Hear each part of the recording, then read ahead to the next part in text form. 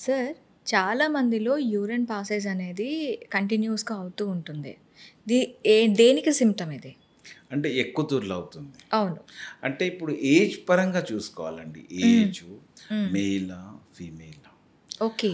అంటే different పీపుల్‌లో different reasons. హ్మ్. ఇప్పుడు మెయిల్ తీసుకుంటే ఆహ్, కొంచెం ఏజ్ ఎక్కువ 50, 60 ప్లస్ ఉంటే మాత్రం ఎక్కువ తూర్లు ఇది ప్రాస్టేట్ వల్ల ఉంటుందనిపిస్తుంది. అంటే ప్రాస్టేట్ అంటే ఒక గ్రంథి అండి. హ్మ్. ఆహ్, మన మూత్రం సంచి యూరిన్ బ్లాడర్ కింద జస్ట్ ఉంటుంది. అది అబ్‌స్ట్రక్షన్ క్రియేట్ చేస్తుంది.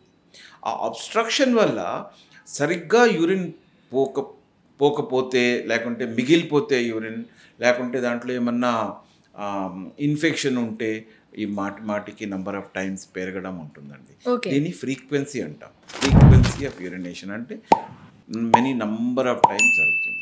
ఫీమేల్స్‌లో గూడా అప్పుడప్పుడు ఇట్లా జరుగుతుందండి. హ్మ్. మోస్ట్ ఆఫ్ ద టైమ్ ఫీమేల్స్‌లో రిపీటెడ్‌గా యూరిన్ రావడము యూరిన్ ఇన్ఫెక్షన్ వల్ల ఉంటుందండి.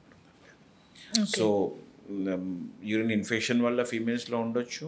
ఆర్ కొంచెం ఏజ్ దాటిన తర్వాత ఓవర్ యాక్టివ్ బ్లాడర్ అంటే దాంట్లో ఫ్రీక్వెన్సీ, యూరిన్ వస్తే తొందరగా రావడము, ప్లస్ నైట్ పూట ఎక్కువ రావడం. ఈ హ్మ్. 3 సింప్టమ్స్ అండి. అంటే నంబర్ ఆఫ్ టైమ్స్ ఎక్కువ రావడము, వస్తే తొందరగా వెళ్ళాల్సొస్తుంది.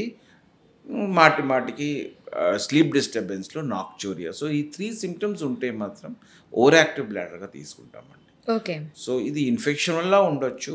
కొంచెం బ్లాడర్ వీక్‌నెస్ వల్ల ఉండొచ్చు ఫీమేల్స్‌లో.